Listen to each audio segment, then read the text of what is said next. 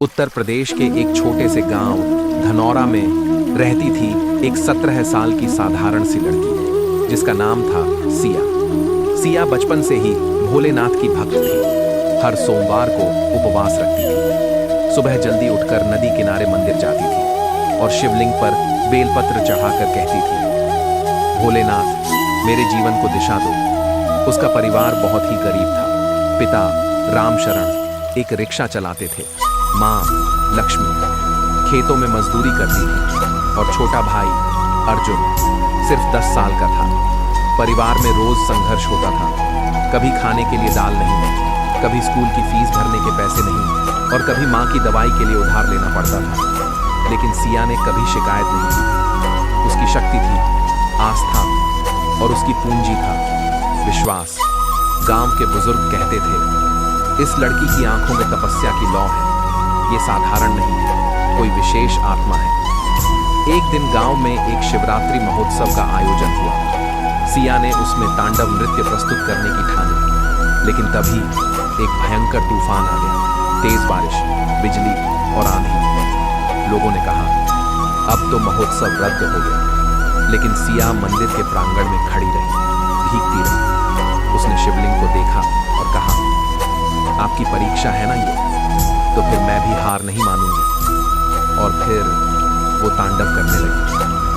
तेज बारिश में धरती कांप उठी, लोगों की सांसें थम गई।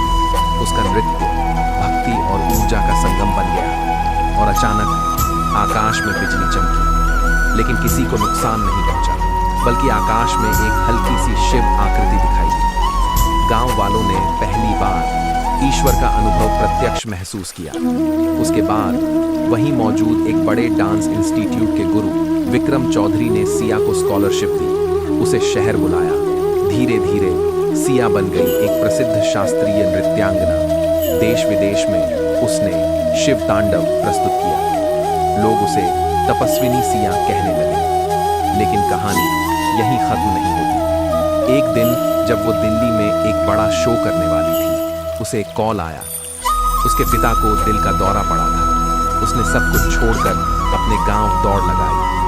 वो मंच की शोहरत नहीं, अपने भोलेनाथ की शरण में पहुंची। मंदिर में बैठकर रोने लगी, कहने लगी, भोलेनाथ मैंने सब कुछ आपसे पाया, अब बस मेरे पिता को बचा लो।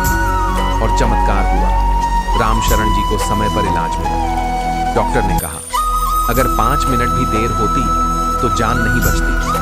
सिया ने सिर झुकाया, शिवलिंग को नमन किया और बस यही कहा, आपने हमेशा मेरी परीक्षा ली, लेकिन मैं जानती थी आप कभी मुझे गिरने नहीं देंगे। कहानी से सीख, जब जीवन की आंधी में सब साथ छोड़ दे तो एक आवाज होती है जो अंदर से कहती है, डटे रहो, वो देख रहे हैं।